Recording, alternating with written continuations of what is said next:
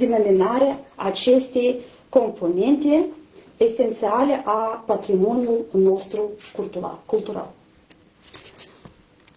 Saygılı kolegalar, bilirsiniz bizde Gagavuz'da 3 dilde konuşulur. Bizim devlet dilimiz, Gagavuz dilimiz hem de Rus dilimiz genişten lazım laf edilsin. Biz de burada bugünkü toplandığı bu önemli bir tombalak masada lazım olalım bir örnek bizim uşaklarımıza, öğreticilerimize hem de hepsine kim pek meraklı nasıl işler yapılır Gagavuz'da. Biz bugün burada toplandık değil sadece laf etme ama toplandık anlatma pek historia uğrunda önemli bir olay için. Elbet Bilim Merkezi, Kültür Bakanlığı, Üretim Bakanlığı, Komrat Devlet Üniversitesi hem de bizim kolejlerimiz hepsi üretler Gagavuz dilini. Hepsimiz biz uğraşırız Gagavuz dili ilerlesin. Ama bugünkü olay pek meraklı neden? Hani bizim Moldova Eğitim hem de Araştırma Bakanlığı yaptığı büyük bir iş. Hepsimizi birleştirdi bir araya. Bu zamana kadar hepsimiz aramızda hep meraklanardık. Tartışma, kim daha iyi silah yapar kendi işini. Ama önemli değil bu iş yapma. Önemli her yapan işi birleştirme ve gerçekten artık dil laf etme ama çıkarma bu işi yüze ki uşaklarımız bu tartışmayı değil de yaptığımız işimizi örnek alsınlar, öğrensinler. Уважаемые коллеги, скажу и на русском для тех, кто не знает гагаузский. Сегодня Министерство образования и исследований Республики Молдова сделало очень важный шаг. А заключается он в том, что он смог объединить все структуры, которые занимаются развитием, продвижением гагаузского языка на уровне автономии. Это Камбратский госуниверситет, это управление образования, управление культуры, научный центр. Сегодня мы должны объединиться и не быть конкурентами друг другу. Потому что главная цель – это язык, главная цель – это продвижение языка. И сегодня главная цель плана, который представляется, это объединение всех программ в единую программу, начиная от дошкольного образования, продолжая гимназическим классом, лицейским звеном, Камбратским госуниверситетом и педагогическим колледжем. Потому что непрерывное образование в области гагаузского языка – это важная стратегия развития гагаузского языка. И все программы, которые реализуются в каждом из учреждений, они должны быть объединены в общую линию, в общую карту. Конечно же, язык, как мы говорим, это не только грамматика и лексика. Это душа нашего народа. Это его историческая память и его будущее. Гагаузский язык должен стать не объектом музейного экспоната, а главным флагманом развития процветания нашей автономии. Флагманом, который ведет за собой образование, науку, культуру и национальную идентичность в современном мире. Поэтому наш план – это не о том, как сохранить. Он о том, как жить дальше, развивать, внедрять, популяризировать родной язык в цифровую эпоху. Чтобы он звучал не только в стенах школ, в университетах, в научном центре, но и в лабораториях, в офисах IT-компаний, по различным инновационным платформам и в медиапространстве. Позвольте добавить немного иронии. Иногда кажется, что сохранить гагаузский язык в эпоху глобализации сложнее, чем запустить спутник. Но у нас есть преимущество. У нас есть уже утвержденный первый план. И особенно важно, что у нас есть команда под эгидой Министерства образования и исследований Республики Молдова. И если мы сможем синхронизировать наши усилия, так же как инженеры синхронизируют систему того же спутника, успех неизбежен. Нам удастся убедить не только наших детей любить свой гагаузский язык, но и убедить наших родителей о том, что гагаузский язык должен быть в повседневной жизни. Давайте мы вместе с вами превратим этот документ не просто в текст, а в живую реальность, чтобы через годы мы смогли с вами с гордостью сказать, да, мы смогли это сделать, мы смогли объединиться на уровне республики. и мы дадим старт новой работе. Как сказал сегодня Иван Иванович Доминика, это только начало работы. Через 2 года нам предстоит с вами вместе сделать общую национальную стратегию развития гагаузского языка. И это уже будет серьезный шаг для того, чтобы гагаузский язык звучал на уровне республики. И как сказал Сергей Константинович, мы уже не те сельчане, которые разговаривают на гагаузском языке только дома или на улице. Мы люди, которые профессионально развиваем гагаузский язык и хотим, чтобы он стал языком институциональным. Дорогие друзья, говорить можно много. Давайте приступим к работе. Спасибо. Doamna Constantinova, într-adevăr, abordare participativă și abordare transparentă este foarte importantă în acest sens. Вот я помню, когда мы первый раз встретились с господином министром, когда мы представляли план, что он первый спросил, назовите 3 действия, которыми вы будете гордиться. Вот поэтому мы тоже хотим вас призвать к тому, чтобы внедрение этого плана не было для вас обузой, да?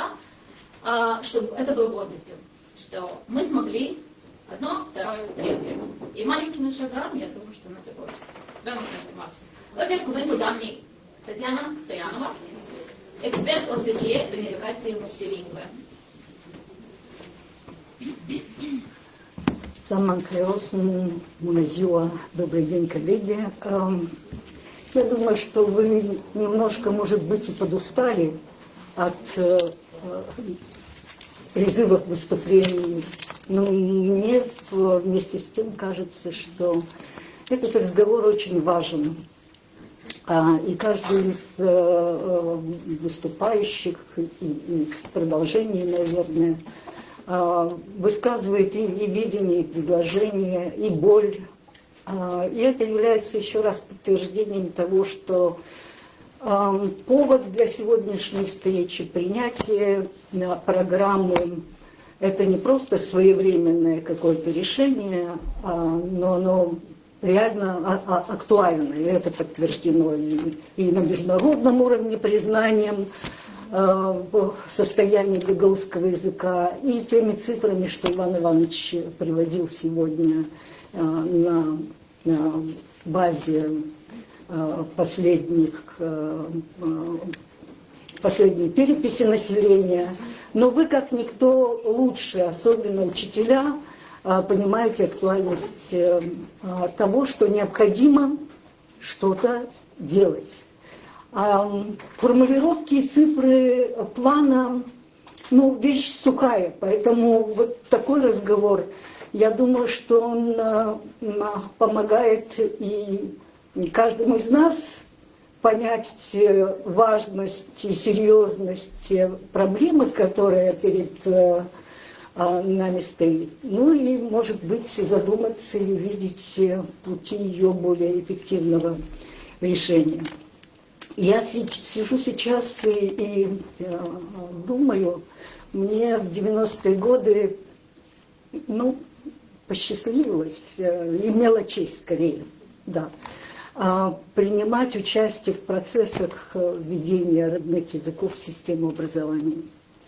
И как бы изнутри знаю, это те процессы, которыми мы, небольшая группа в Министерстве образования из нескольких человек, занимались совместно и в сотрудничестве с региональными властями, специалистами, энтузиастами, писателями, академией наук, для того, чтобы ввести гагаузский язык, в течение менее чем 10 лет пройти через такие процессы, которыми, наверное, то поколение людей, те из вас, который был вовлечен, можно, в принципе, было бы гордиться как output, да, как результат. Это транслитерация один раз на основе кириллицы.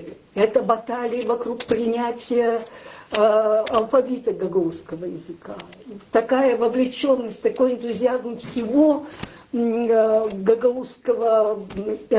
гагаузской интеллигенции и сопричастность к этому процессу. Это перевод на новую графику, это одно поколение учебников. Но сегодня уже госпожа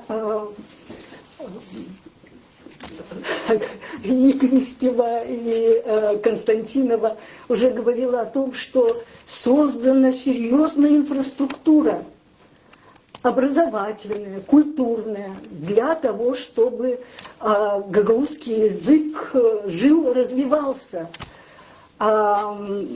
Но, к сожалению, мы констатируем, что есть пробуксовка.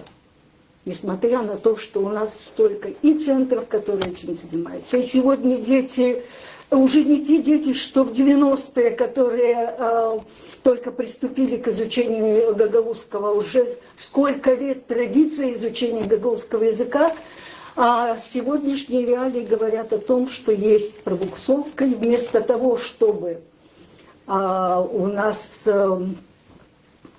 был процесс роста, есть проблемы с своим сознанием гагаузского языка, с его использованием. И это никак не говорит только о том, что мы где-то не дорабатываем, а говорит о том, что ситуация меняется. Безусловно, процессы глобализации, они другие, даже не те, что на уровне 90-х годов. Если бы была та законсервированность общества, которая была до тех пор, наверное, бы развивался гагаузский язык по-другому. Но здесь и конкурентность языков, и процессы глобализации, все это оказывает в том числе на развитие гагаузского языка свое влияние и говорит о том, что просто дальше на старом багаже ехать нельзя. Что надо в этих новых условиях думать, придумывать что-то новое, потому что отказаться от родного языка, от родной культуры – это не наш путь. И говорят нам со стороны, и это осознаем мы, те, кто вырос на родной культуре, что это была бы потеря не только для гагаузского сообщества, что это потеря для целой республики, потому что потеря одного языка, одной культуры, это объединяет всю нашу действительность, весь наш потенциал. Это не наш путь. А значит, надо думать, что в новых условиях сделать так, чтобы в этом многообразии языков, которые на повестке дня. Потому что все, вы говорите, родители хотят английский, а родители не хотят отказываться от русского. А необходимость знания румынского языка уже осознана всеми нами, и он нужен. А что делать, где тогда место? И чаще всего, к сожалению, решение принимается, самое простое. Ладно, мы родной язык мы как-то дома сами, а дома не получается его сохранить, потому что дома сами переходим на другие языки. Поэтому думаем о том, как это делать. Ничего другого пока мировая практика не придумала. Законсервироваться обратно и закрыться нет, это невозможно.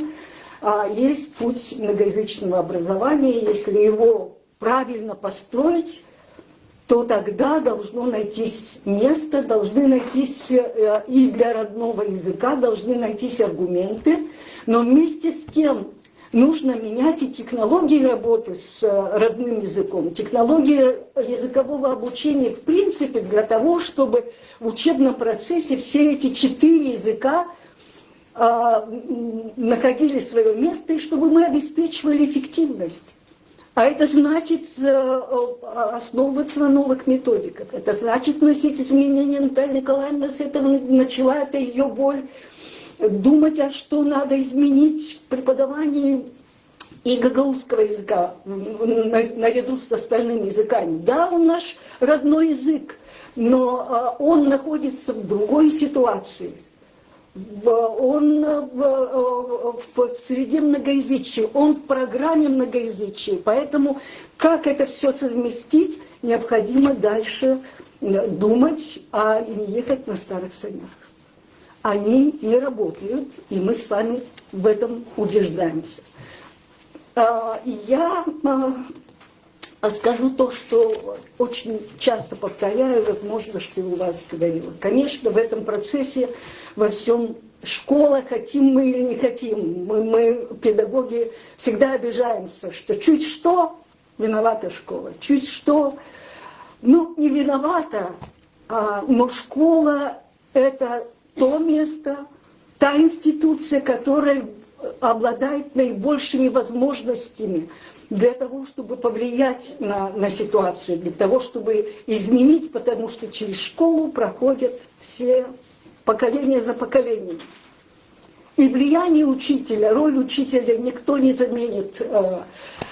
И вывод, о котором я говорю часто, который сделан европейскими учеными на основе многочисленных исследований, которых мы знаем с вами, хотя он и подвергается в последние десятилетия сомнениям, роль хорошего учителя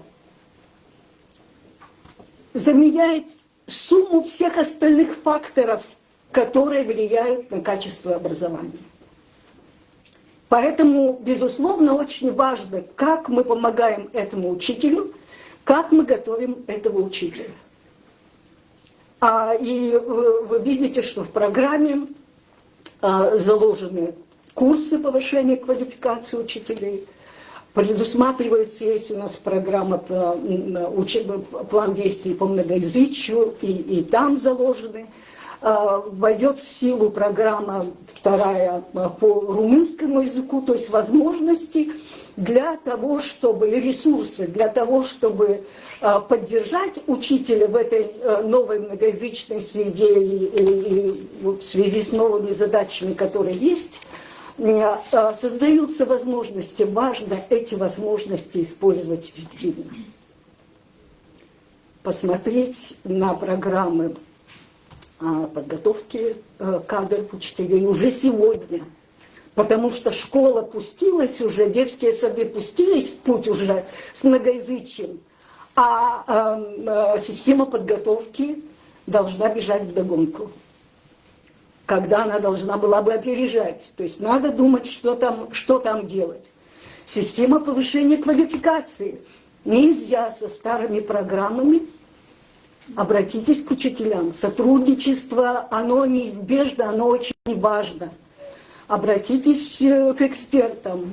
Посмотрите на те программы, чтобы те ресурсы, то количество часов, которые заложены, использовались эффективно, чтобы они действительно давали учителям новые инструменты, новые ресурсы для того, чтобы эффективно работать с детьми. Вас, учителей, ну не все здесь учителя, но учителей наших, в том числе гагаузоведов, готовили и в вузах, и наши школьные программы, которые вводили гагаузский язык, они базировались на том и настроены на том, что это родной язык. С точки зрения методики родного языка все преподносилось. Сегодня ситуация другая. Значит, нужен новый взгляд. И нужно показать учителям, как есть своеобразие в методическом подходе, а как работать с этим неупотребляемым, или как Наталья Николаевна, малоупотребительным, новый термин для гагаузского придумали, языком. Значит, здесь нужно работать на функциональном уровне в большей степени. Учителей этому не обучали. Значит, в программах переподготовки, повышения квалификации этому необходимо уделять больше внимания. Курсы румынского языка. Мы пытаемся убедить министерство, и есть понимание, что те курсы румынского языка недостаточно эффективны. Нам уже сегодня нужны учителя, которые знают лучше румынский язык. Если они будут проходить по одному уровню каждый год, и то эффективность не всегда желаемая, но мы должны еще 5 лет ждать, чтобы получить какого-то учителя со знанием румынского языка, это в идеальном случае.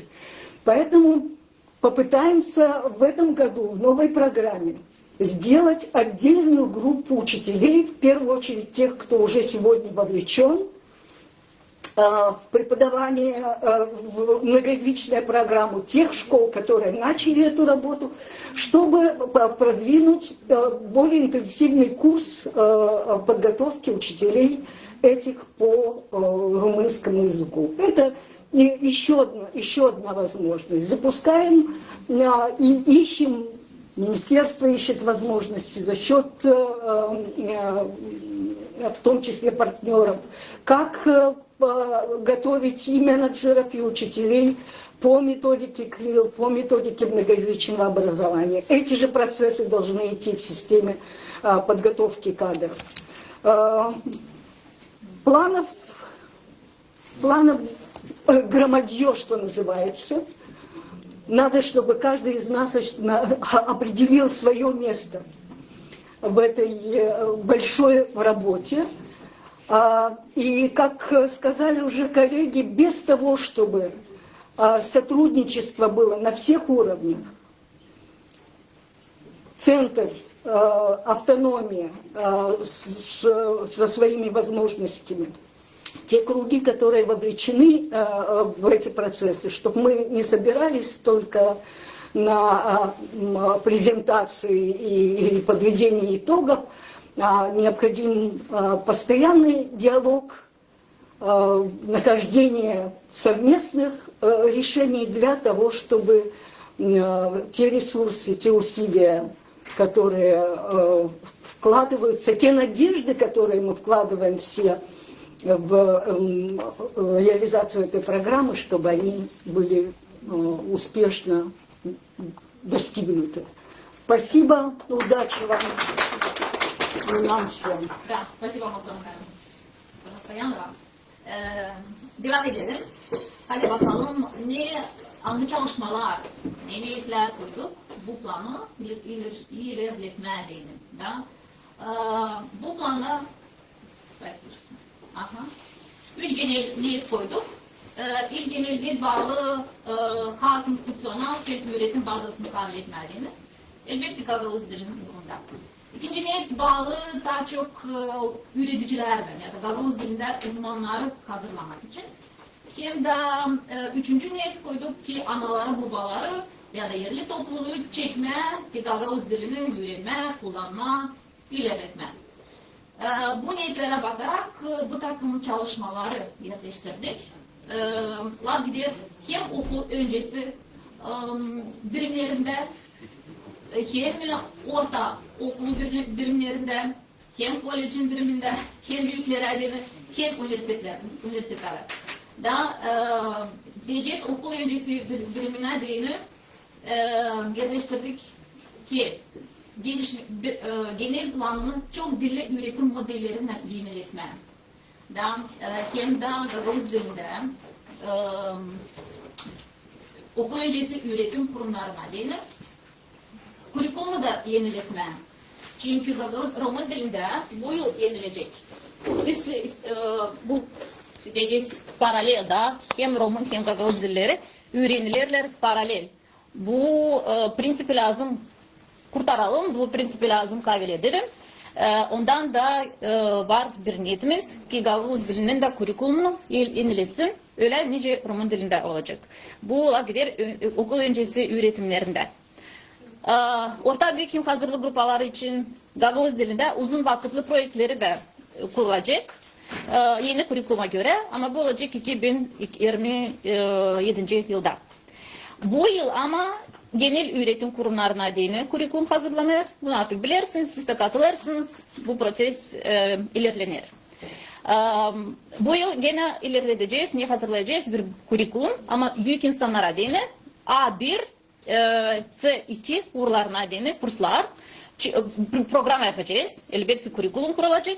Buna göre de bu kursları da dizeceğiz. Çünkü göreceğiniz oradan yere de laf ettik. Gagavuz dilinde uzmanlar için olacak kurslar. Gagavuz dilinde o üreticilere hangileri dil, lingvistika predmetlerini okuyarlar. Üretim Bakanlığı artık çok dilli programayı kabul etti. Bu programaya göre 27 üretim kurumu Gagavuzya'dan katıldı. Bundan da var hem istedikler hem niyetler ki predmetleri okusunlar Gagavuz dilinde. Üreticiler artık kendileri bize danıştılar. Ondan da bu kursları üreticilere vereceğiz. Elbette ki bu prosesler hepsi olsun katılınmış da açık olsun. Her birinin bakışı işitesinde yine konsultasyalar yapacağız. Bu proses artık bizde gider. Beraber sizinle her bir ay buluşuruz. Bunu isteriz devam edelim da hem de kahve edelim bu prosesi ki konsultasyalar olsun sık sık buna değine lazım katılsın her bir bölümler da. Lav gider hem kaynaklar içinde, üretim kaynakları içinde da materyaller için. Laf edersek ki uşak başçalarına değine koyduk niyetimize tipardan çıkarma üretim materyallerini okul öncesi üreticilere değine da. Hem de beraber analarla babalarla öğrenmeye değine hem Roman hem Gagavuz dilini. Söyledim ki bu proses isteriz olsun beraber okul uşak başçalarında öyle nice o proses vardı. Çok önemlidir dil materyallerini ilerletme, tipardan çıkarma ama dili dil kullanma, öğrenmek prosesinde ama tiyatroda da ya da piyasalar kullanırken, uşakların öğrenirken bu ya da kullanırken dili hem Roman hem Gagavuz dilinde şkola öncesi kurumlar için piyasalar toplumu tipardan çıkaracak.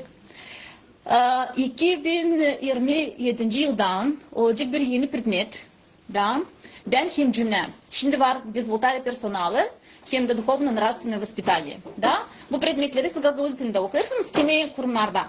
Ama 2027 yıldan bu iki predmet toplanacak bir predmete.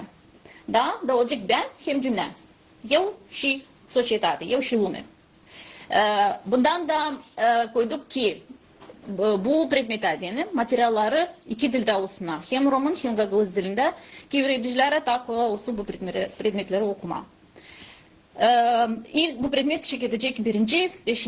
hem 10. klaslarda 2026 yılda Roman dilinde da ama Gagavuz dilinde 2022 yılda. 2022. Da 2022. 7. Adam 7. da sağ olun.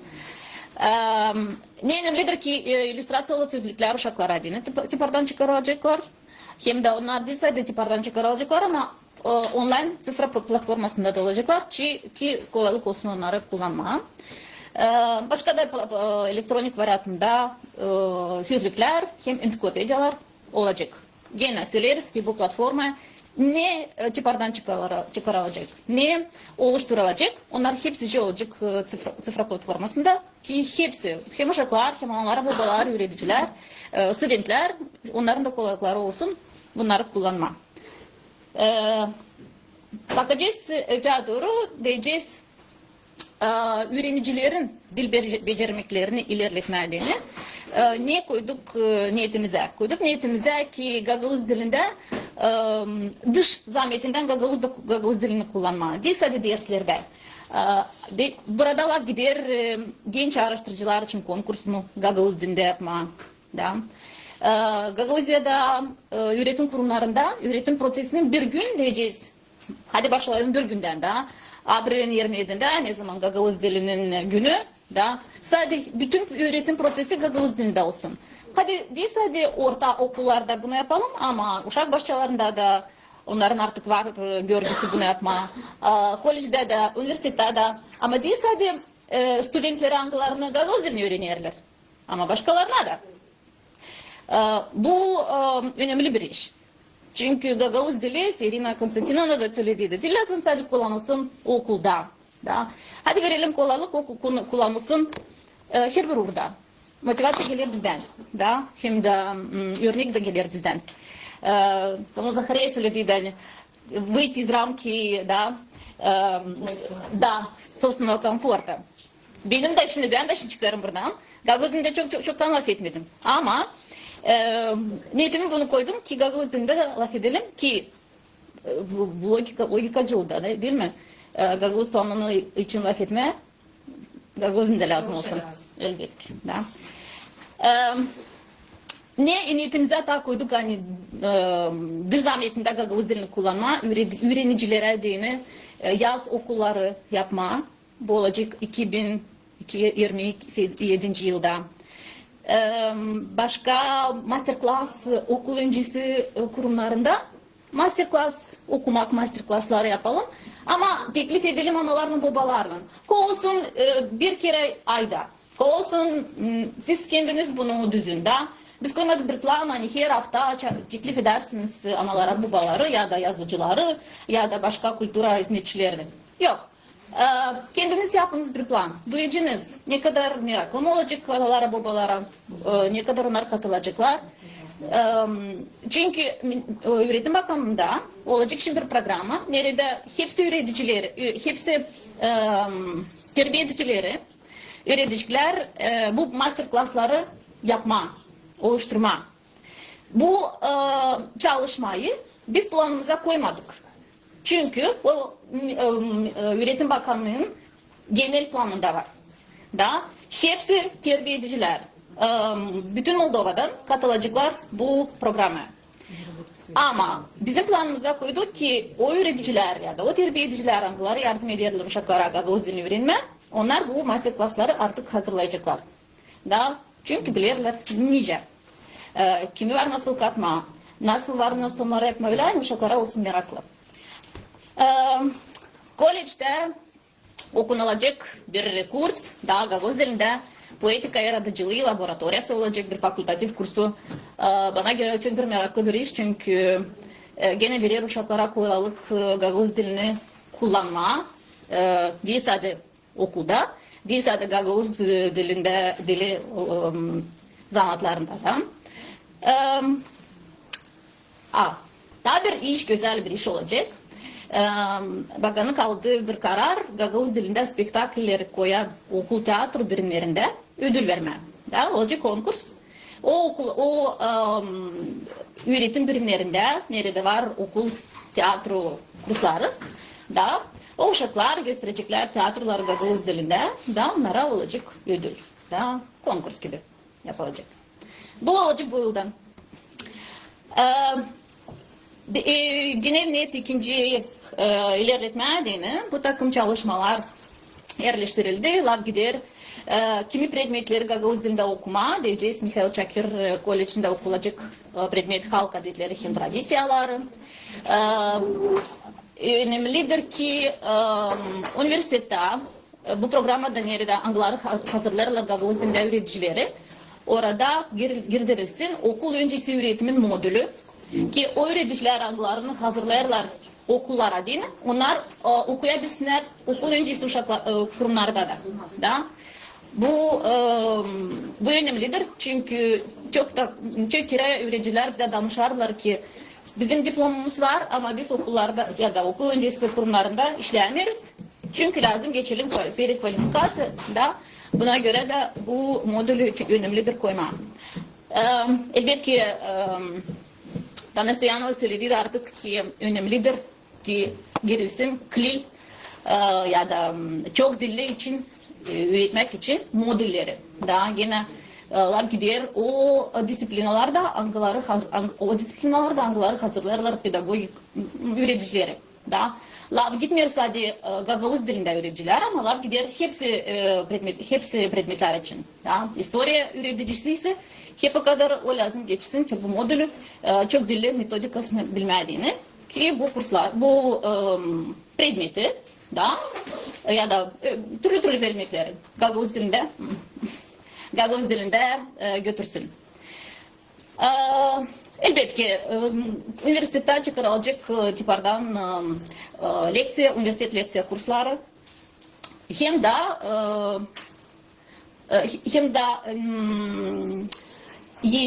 yeni bir bakışla geleceğiz kurslarla üniversitede olacak kurslar bu yıldan başlayacak. Bugün de bu problemi ya da bu temayı açıklayacağız ki kurslar olsun öyle hani öğreticilerin istediklerine göre hem de zamandaş metodikalara göre olsunlar ki öğreticiler alsınlar kendilerine zamandaş lazımlı temalar, metodikalar onları kullansınlar kendi işinde. Kurslar olacaklar artık söylediler. Hepsi öğreticiler Gagavuz dilinde, hepsi öğreticiler Angları okuyacak, historia, kultura, tradisyaları. Bunları hepsi olacak. Söyledik ki olacak kurslar öğreticiler Angları okuyarlar. Disiplinaları, dil, lingvistika disiplinaları. Hem de olacak türlü seminarlar. Nerede hepsi öğreticiler geçecekler çok dilli metodikayı da, klil metodikasını ki kendi işinde bunu oluştursunlar. Hem de başka üçüncü da ne? Hangisine koyduk? Anaları, babaları hem de yerli toplumu çekme ki hem motivasyon kaldırma hem de daha geniş dilimizi kullanma denin. Bu sanırım en zor budur. Toplumu çekme, motivasyon kaldırma, ki laf etsin, kullansın Gagavuz dilini. Az çalışma burada koyduk bilirim. Ama bu da işi çoktan birden yapamayacağız bütün toplumu elbette ki. Bu bir proses hangisi gelecek yıllarla, dil aylarla. Ondan da yavaş yavaş bunu çekelim. Bu bileme yolları da siz bunu yaparsınız da türlü informasya aydınlatmak inisiyatifalar, kampanyalar var. Da bilirim siz de çok türlü kampanyalar yaparsınız da küçüklerden uşaklarla. Bunu devam edelim. O zaman diyeceğiz üretim kurumlarında ya da Gagavuzya'da gençlik merkezlerinde Gagavuz dilinin önemliliğini, onun unikal olduğunu için informasya aydınlatma kampanyalarını oluşturma, flash mob yapma, öyle kampanyalar olsunlar yakın gençlere. Da. Sanırım ki onlar yakın olarsalar gençlere olacak prestij, да, и уникальность говорения на этом языке и быть гагаузом. Да. Halklar arası ana dilini gününü her bir kurumlarda kutlama, o 21. Fevral 21'inde kutlanılır. Bu kampanyaları da elbette ki analarla, babalarla, yerli toplumla, Gagavuz yaratıcılarıyla, başka da anılmış insanlarla var nasıl kutlama. Hem de niyetimize koyduk bir broşura geliştirme. O broşurada olacak elbette ki çok dilli Gagavuz için, da Gagavuz dilini bilmek için hem de çok dilli üretimin üstünlükleri için bir broşura geliştireceğiz. Bu çalışmaları ilerletme adına, oluşturma adına sorumlu kurumlar var. Elbette ki üretim hem araştırma bakanlığı, Gagavuzya'nın Üretim Genel Bakanlığı, Gagavuzya Maruneviç adına Bilim Araştırma Merkezi, Gagavuzya Kultura Genel Bakanlığı, Mikhail Çakir adına Pedagogika Koleji, hem hepsi üretim kurumları, üreticiler, analar, babalar. Sanırım lazım bakalım daha genişten kim var nasıl katılalım, kim var nasıl katılsın ki bu programı ilerletme, oluşturma. Hem de ne kadar daha sık bağlantıları kuracağız başka kurumlarla, başka organizasyonlarla, olsunlar sizin köyden ya da sizin kasabadan, başka kasabalardan, başka köylerden olacak bir iş. Çünkü olacak efektif. Söyledik ki bu niyetleri oluşturma adına 2026 yılda 1.338.000 lei verilecek. Hem de 2021 yılda 924.000 lei verilecek. Programı var nasıl üretim hem araştırma bakanlığının saytında bularsınız. Orada hepsi bütün informasya açık. Da ne zaman olacak, kim katılacak, kaç para verilecek, hem de ne isteriz, hangi istedikler bu programdan çıkar. Sağ olun. Bu varsa da sizin bakışlarınız nasıl var, nasıl onu daha iyi, efektif oluşturmalıyını biz açıkız bu istediklerimi, sözleri işitmeye hem de katılma. Bunu bilersiniz. Yani biz her zaman açıkız sizinle konuşmaya da bulma öyle efektif metotlar, angıları yardımcı olacaklar oluşturma programı. Belki de programda yok o çalışmalar anılarını siz istersiniz yapma. Süper. Varınca bize gene danışarsınız. Bunları beraber nasıl bakalım. Programı daha efektif oluşturma adına elbette ki gene bakanlıkta kuruldu bir çalışma grupası. Da, monitoring programı yapma adına. Bu çalışma grupasına girildi insanlar hem Üretim Araştırma Bakanlığı'ndan, Gagavuzya Üretim Genel Bakanlığı'ndan, Gagavuzya Maruneviç adına Bilim Araştırma Merkezi'nden, Kültüra Genel Bakanlığı'ndan, Mikhail Çakir adına Pedagogika Koleji'nden, TİKA ofisinden, hem de CMI ofisinden, OSCE ofisinden, hepsi o insanlar anıları katıldılar bu programı oluşturmaya. Elbette ki monitoring yapma adına olacak bizim buluşmalarımız, monitoring olacak her bir uğurda. Bundan size teklif ederiz, katılarsınız siz de ki programı daha efektif yapalım. Sağ olun.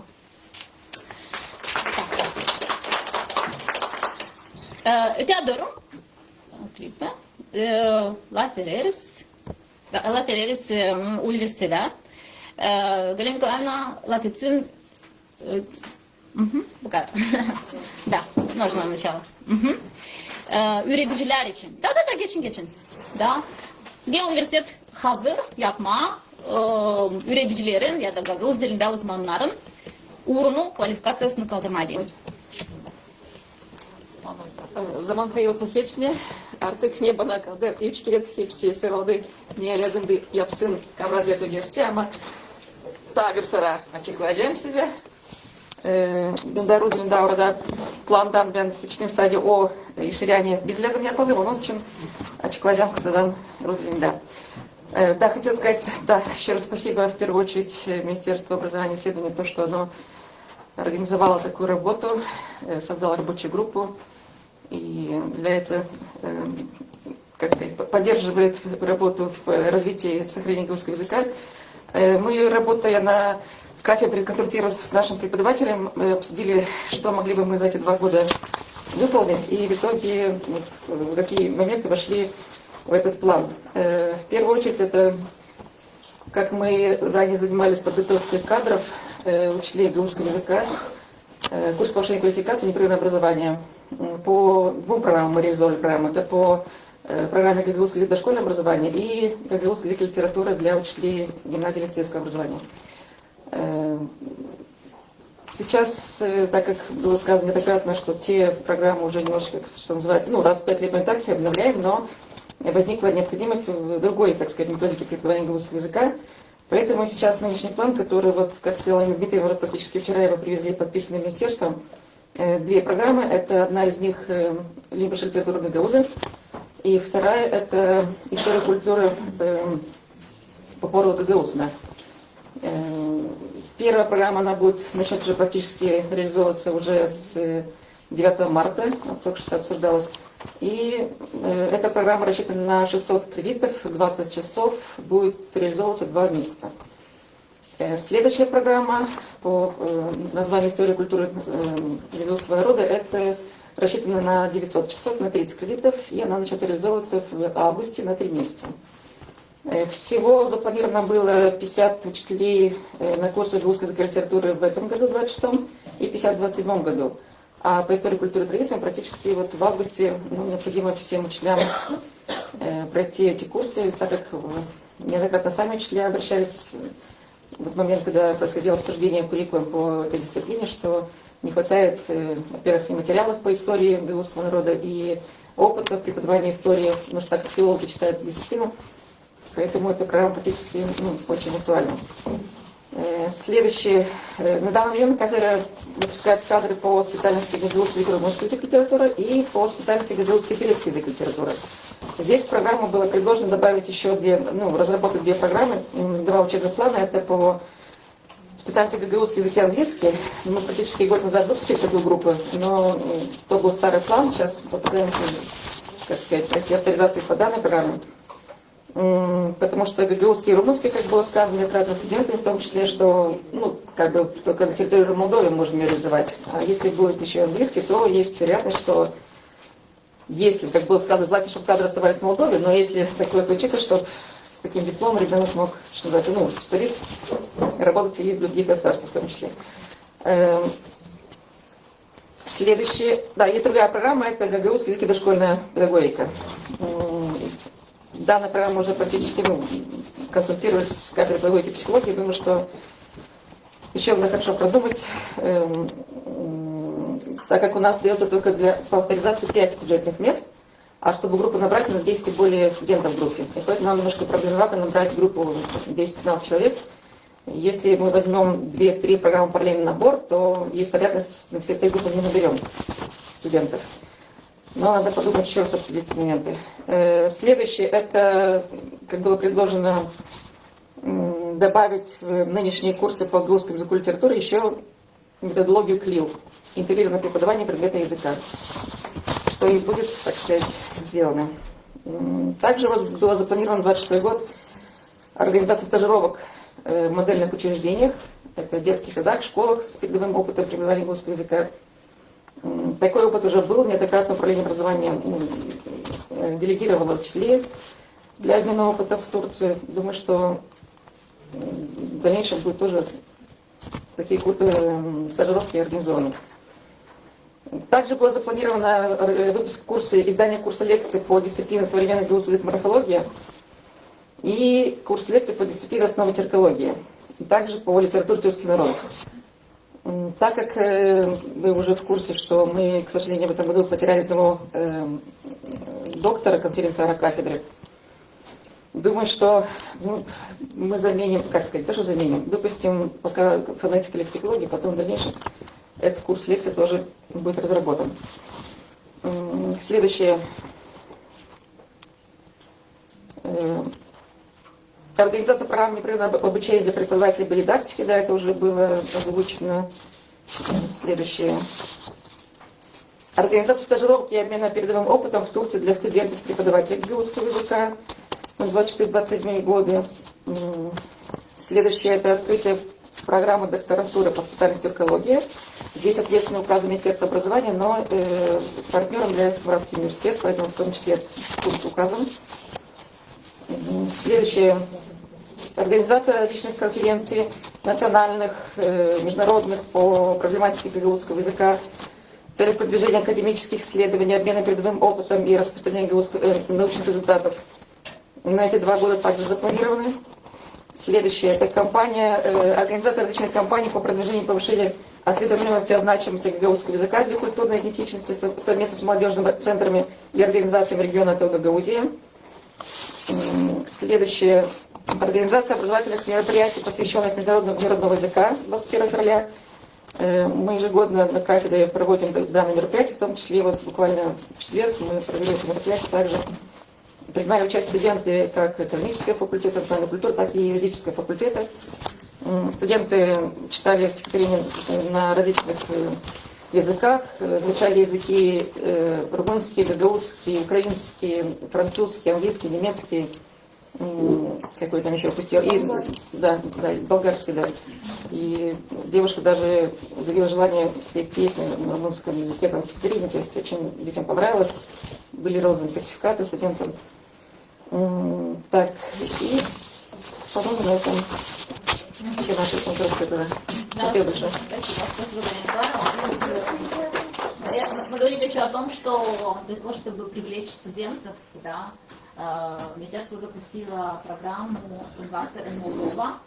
Я думаю, что будет важно, чтобы эта программа была целенаправленная на мотивацию по поводу того, чтобы студенты приходили на специальности по гагаузскому языку. И я думаю, здесь мы тоже вас поддержим в этом смысле.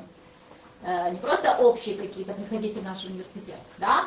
Нужно составить программу мотивации, чтобы они приходили и были заинтересованы, те дети, особенно которые есть навыки в зарубежном языке, гагаузский язык, хотят его продвигать, чтобы они имели возможность и знали, что есть какие-то такие специальности и какие есть мотивации.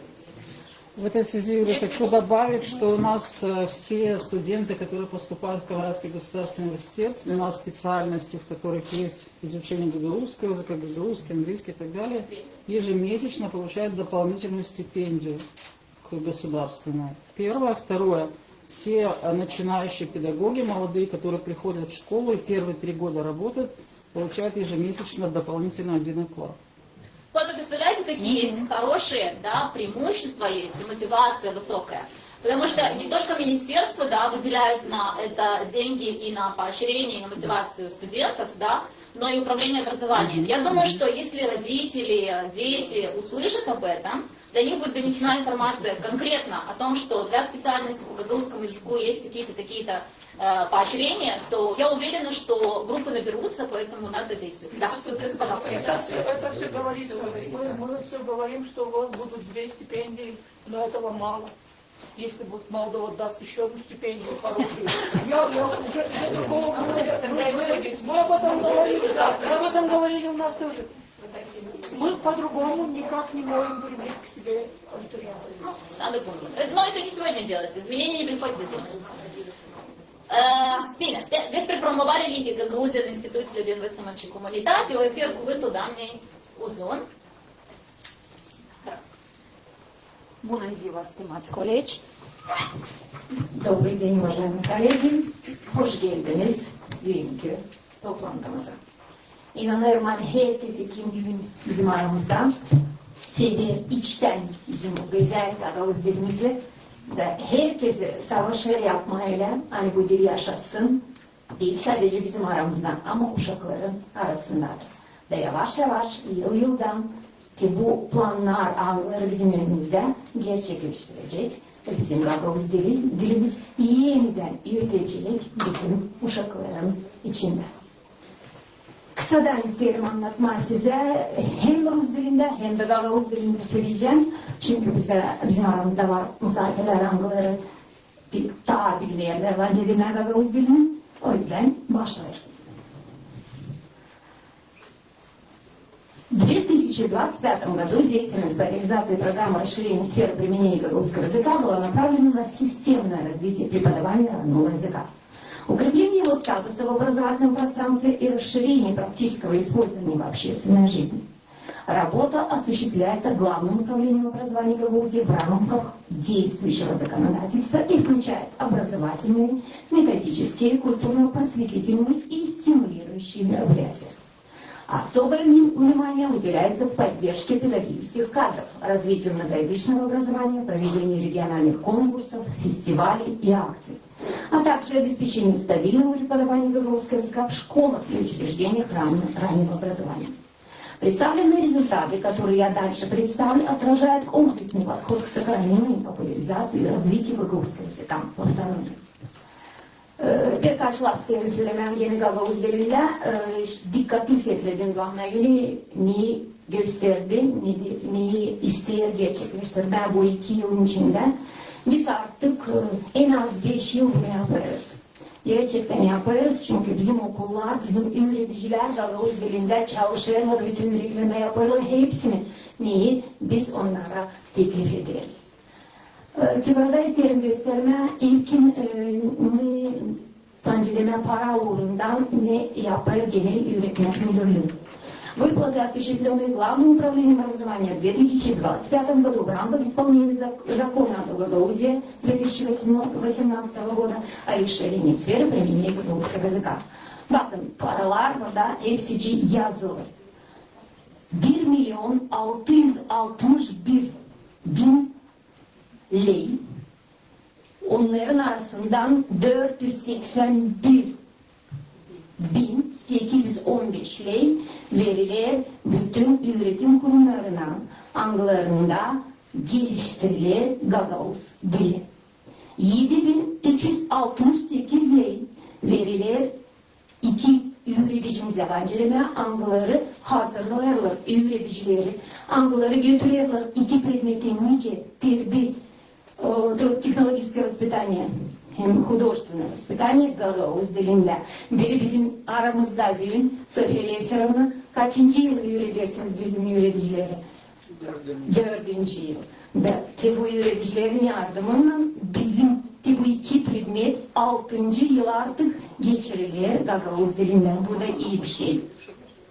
Daha doğru 336 тысяч лев стипендии. Bunları söyledi bizim saygılı Natal Nikolaevnimiz. her yılın veriler studentlerimize angları öğrenirler Gagavuz dili uğrunda. 20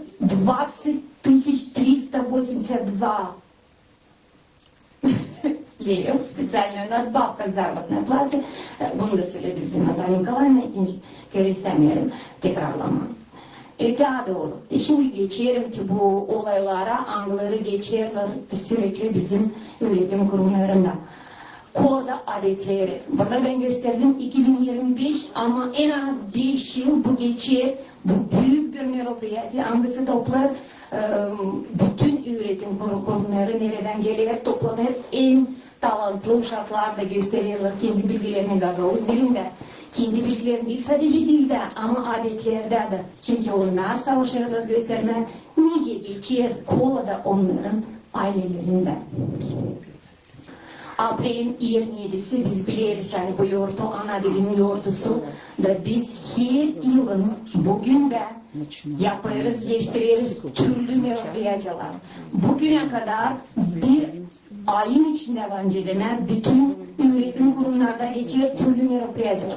Ben 3. yılda işlerim burada. Savaşlarım açan var kolaylık gitme, görme de mutlaka bir güzel lafla bence deme durma öğrencilerinin yanında uşaklarında hep beraber savaşırız. Tabii ki söylerim yaşattırma bizim ana dilimiz. Tabii bence deme adet olarak festivalimiz Paskella Gagavuzya'da. Burada örnek olarak aldım 25. yıl. Hep böyle geçer en az 5 yıl, bence demek daha çok da biz gideriz, toplanırız. Ya burada kooperatta toplarız bütün üretim kurumları uşaklarını. Ya da geçen yıl biz öyle yaptık, hani rayonlara göre böldük. Uşakların gezmesine yollarda hep güzel geçti bu yortu. İnanıyorum hani görürsünüz burada 22 üretim kurumu pay aldı bu güzel yortudan. Daha doğru. Bu bence olay artık bizim insanlara çünkü her yılın bizde 15 yıl geçer öyle bir aksiyon genel diktan Gagavuz dilinde. Bu yılın pay aldığı 500 insandan daha çok bence deme. Buraya gelir hem uşaklar hem büyükler hem var öyle insanlar hangileri yerde oturuyor ama var bularlarını telefonunu dedi ben cendemde gelin buyurun göğsü var öyle bizde işler angıları yazıyor insanlar angıları Gagavuz dilini öğrenerdiler dil bukvalar da yazıyorlar Rus bukvalarla sonra da var öyle baktınız mı gördünüz mü bu da güzel bir şey tabi ki bu öyle bir adet angısı yaşattırır bizim ana dilimizi. Daha doğru Mayın 8'i bu günde biz savaşırız bütün sonuçları toplama olimpiyada. Bizde 3. bence bu yılın olacak 3. kere geçer öyle bir adet olarak artık olimpiyadamız. Biz katılır değil sadece 9. 10. 11. 12. klaslı öğrencilerim ama katılır uşaklar 5. 12. klasa kadar. Bu da güzel bir şey. İlk kere denedik, görürseniz sevdiler uşaklar da bu yılın 3. yılı artık geçecek bu olimpiyada yine Gagavuz dilinde. Biz bu olimpiyadaya geçiyoruz değil sadece uşaklar yazarlar ama laf ederler. Çünkü bu olimpiyada geçer 2 turda. İlkin uşaklar ağızdan laf ederler. Biz onlara notalarız onların bilgilerini, becermeklerini laf ederler Gagavuz dilinde. Sonra da notalarız onların bilgilerini gramatika uğruna. Bu da iyi bir şey. Bu da ne yapar? Geliştirir Gagavuz dilimizi. В начальных классах тоже есть олимпиада, 34-й, всегда обязательно задание по Soruşlar var. начиная с 3 класса. Daha doğru. Her yılın biz biliriz hani bizim aramızda birkaçı yok, birkaçı da bir sağlık olsun var. Var öyle yazıcılar, angların var, yıl dönümleri. Ve biz bence deme bir yıldan ileri ararız kimin yıl dönümü olacak. Da savaşırız, geçirme türlü konkursları, yarışmaları, nerede uşaklar bence değil mi, uyandırırsınlar da bilgileri o insan için de onlar kendileri denerler. Ya şiir okumakta, ya yaratma yazmakta, ya da prezentasiya kurulmasında. Bize geçen yıl bizim Saygılı Doldurmayın Okulun 70 yıl dönümüydü de biz geçirdik öyle bir bence değil mi, konkurs, yarışma, öğrenciler. Tabii küçükten ta 10 yaşa kadar hepsi savaştılar, okuma, gösterme, kendi bilgilerini Doldurmayın Okulun şiirde ve kendi Doldurmayın Okulu sonra onlara verdi onların diplomlarını. Bizim genel öğretmen müdürlüğün adından da paracıkları da vardı, diplomu da vardı. O kadar sevindiler. Bu da en önemlisi. Doğru. Bakınız burada 216 uşak pay aldı bu konkursta. 216. Daha doğru bizde vardı öyle bir yarışma, yaratma yarışması 80 yıl boyunca açık gökün altında. Vardı bir uşağın yaratması 3,5 sayfa. Yazmıştı, belli yani kendisi yazmış ama her gün daha arardı. Var mı sonuçlar, var mı sonuçlar? Bu da bence demendeki yönetici git yaz olsun. Hani bizim öğretim kurumu anılsın. Ama yok o uşaklar onlar kendinden yazarlar. Bu da gösterir hani demeyelim hani bizim uşaklar laf etmiyorlar. Laf ederler, savaşırlar, hem severler bizim ana dilimize. Vardı bizim öyle bir konkursumuz, yarışmamız, görüyorsunuz, video инсценировал по произведению Николая Танасоглу в прошлом году, 130 yıl dönümüne adandıydı. Uşacıklar gösterdiği kendi bilgilerini yaratmalarına göre ki onlar geçerler şkolalarda da. Okuduktan sonra onlar o yaratmayı ne yaptılar gösterdiler kendini nice aktör olarak. Bir güzel bir şey olduğu da burada görüyorsunuz 1. 12. klasa kadar uşaklar pay aldılar. İyi bir şeydi. İnanıyorum hani ötede ve biz bu yılda böyle bir şey planladık. İnanıyorum hani olacak bu da miracle. Öteye doğru Людмила Покровская uşaklar hazırladılar prezentasyonlarını gösterdiydiler. Sonra biz o prezentasyonu Facebook'ta hepsini gösterdiydik.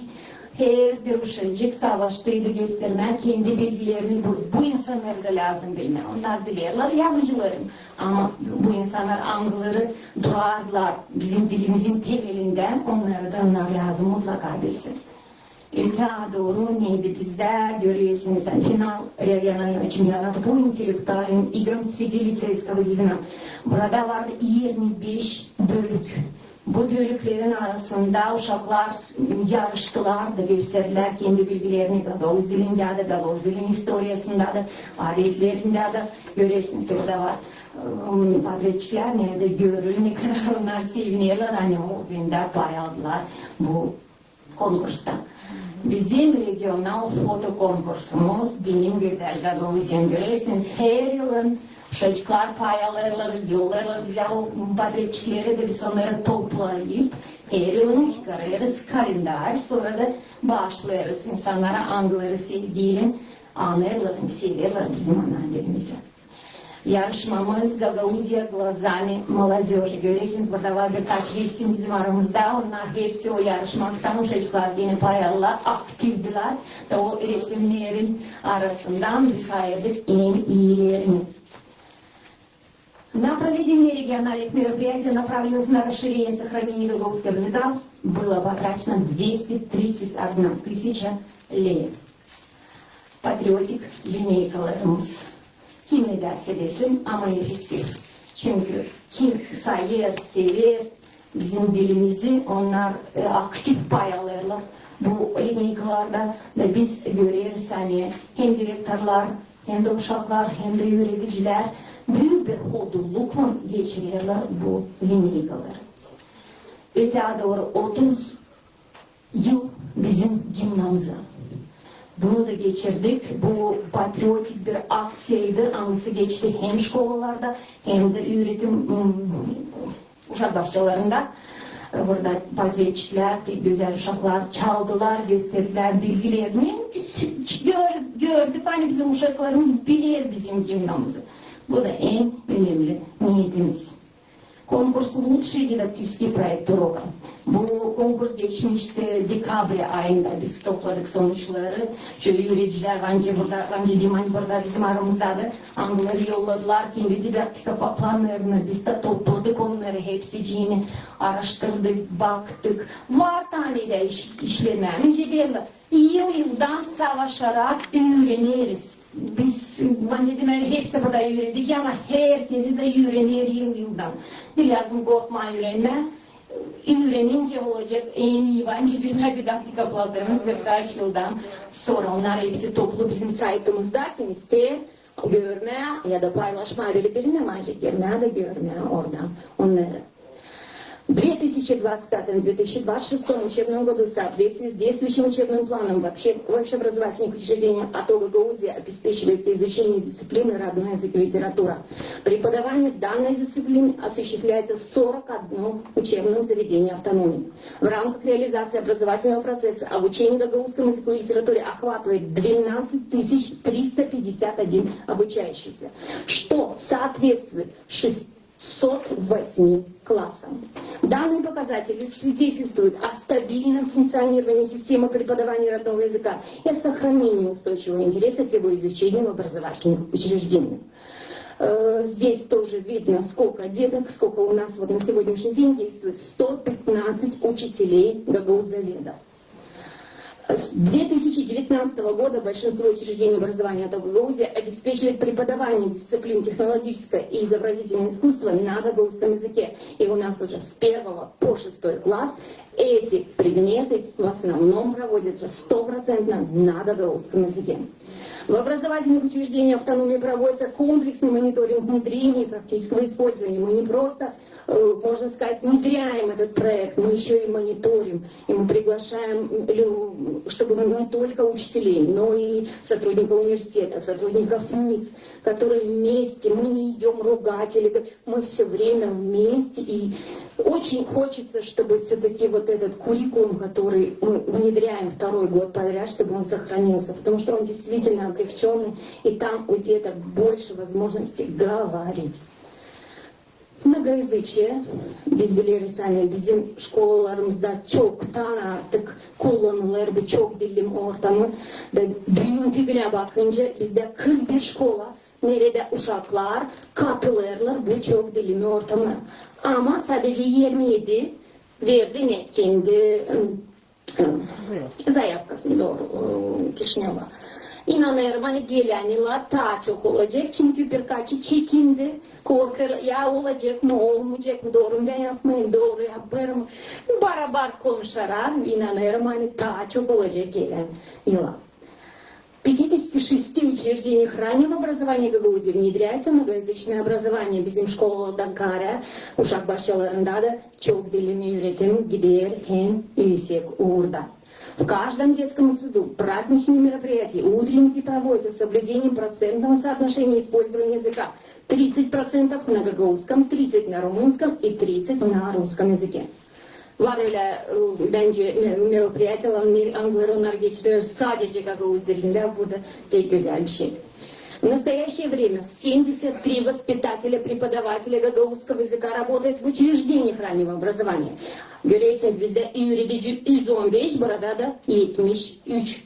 Обеспечивая детям раннего возраста возможность знакомиться с родным языком, развивать коммуникативные навыки и укреплять этнокультурную идентичность.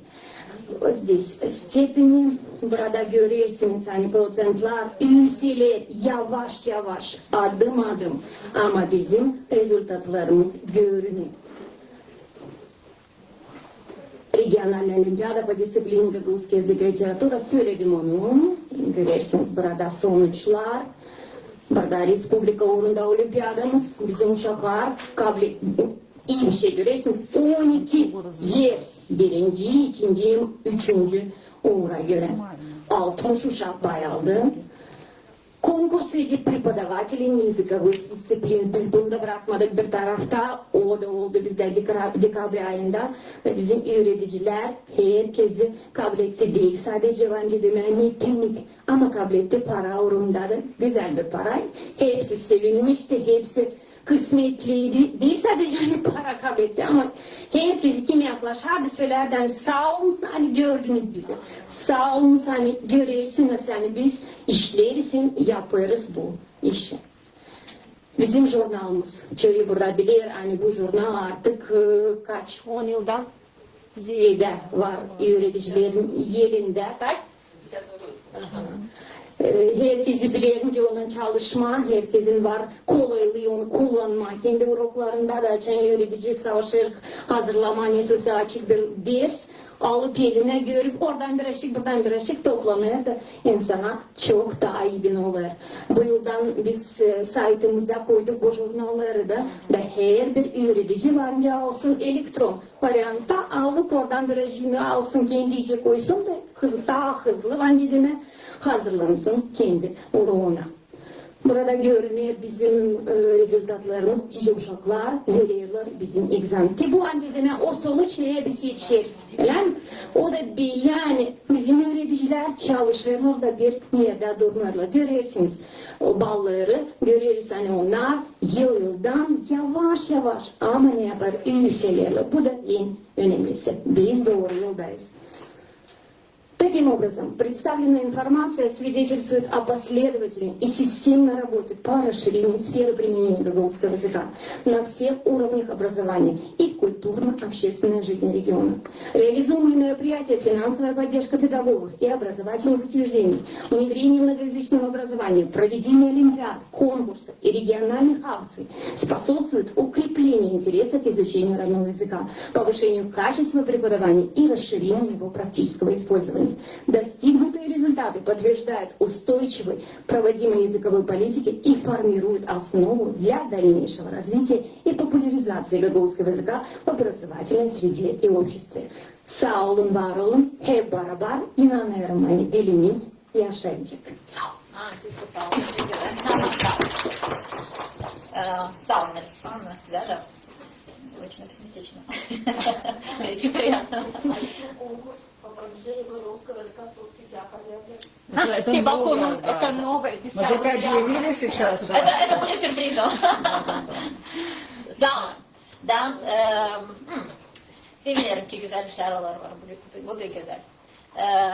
Yetiştik bu etapa nerede sorularınız varsaydı, teklifleriniz varsaydı, danışın, onları söyleyin, onları işledim, sizleyelim.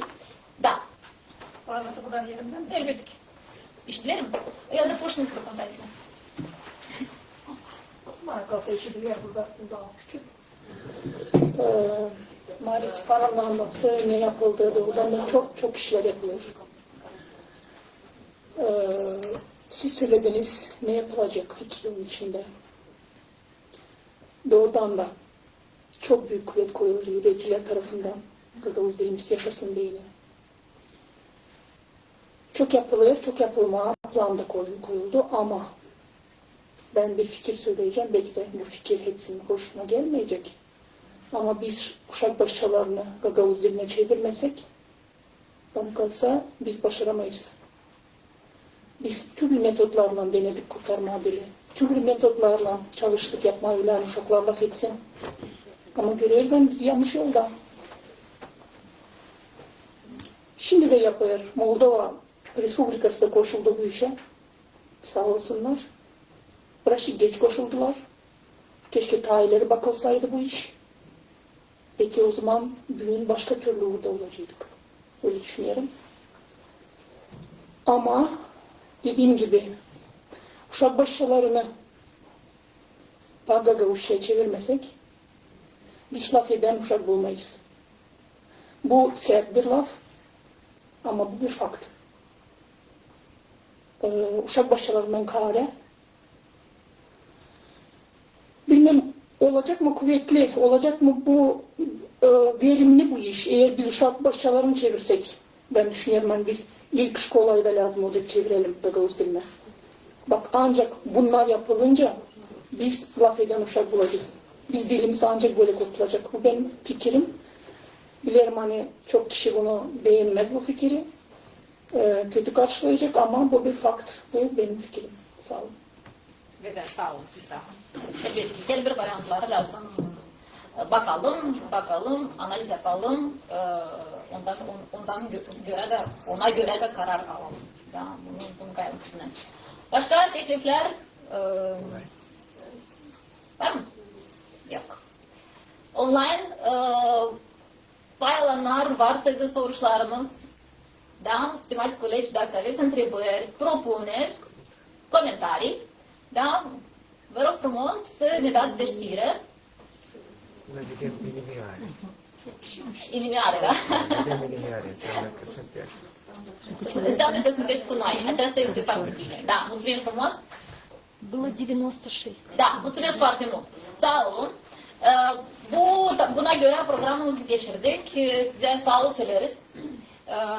Ama söylemeniz hani bu sonu. Da, bu baş. Tam da karar ver. Da. Bakıyorum kaldırıyor.